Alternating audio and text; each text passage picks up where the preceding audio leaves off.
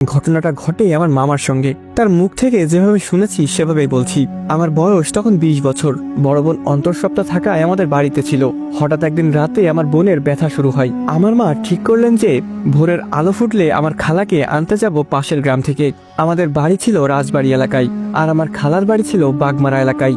সেদিন চাঁদের আলো বেশি থাকার কারণে আর অতিরিক্ত চিন্তার কারণে আমার মা ভেবেছিল হয়তো ভোরের আজান দিয়ে দিয়েছে।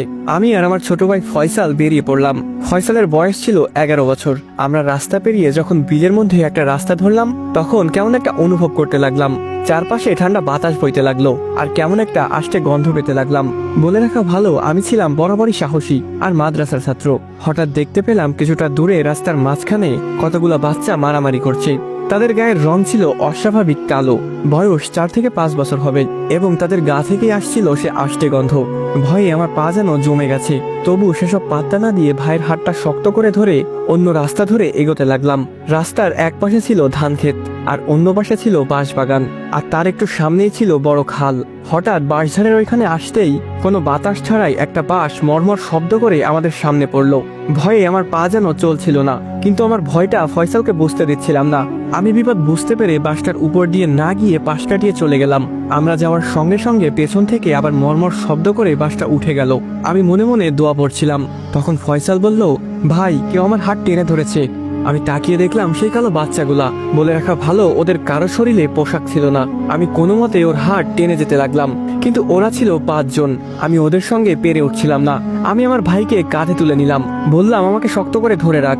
ওরা ফয়সালকে আমার কাঁধ থেকে টেনে নামিয়ে ফেললো। ওদের আমি ধরতে পারছিলাম না, কারণ ওদের শরীর ছিল তেলের মতো পিচ্ছিল। বুঝতে পারলাম ওরা আমাদের খালে নিয়ে যাওয়ার চেষ্টা করছে। ওরা আমাদের না নিতে পেরে থাপ্পড় কিল নখের আঁচড় দিতে লাগলো। আমিও নিজের সাধ্যমতো চেষ্টা করছিলাম বাঁচতে। একটা সময় ওরা আমাদের খালের কাদার মধ্যে নিয়ে গেল। আমি কোনো মতেই ফয়সালের হাত ছাড়লাম না, কারণ আমি দোয়া পড়ছিলাম বলে ওরা আমার তেমন কিছু করতে পারছিল না।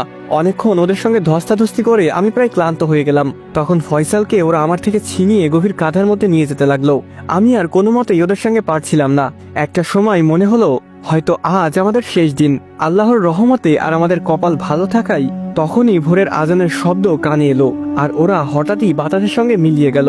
আমি কোনো মতে ফয়সালের হাত ধরে দৌড়াতে লাগলাম, যদিও আমাদের শরীরে অনেক ব্যথা ছিল। একটা সময় আমরা খালার বাড়ির সামনে এসে জোরে ডাক দিলাম। তারপর আমি অজ্ঞান হয়ে গেলাম।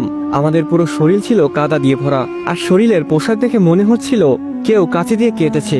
আমার খালা সব শোনার পর আমাদেরকে গোসল করিয়ে একজন হুজুর এনে ঝাড়ফুঁক করালেন। আল্লাহর রহমতে এর পর থেকে আর কোনো সমস্যা হয়নি।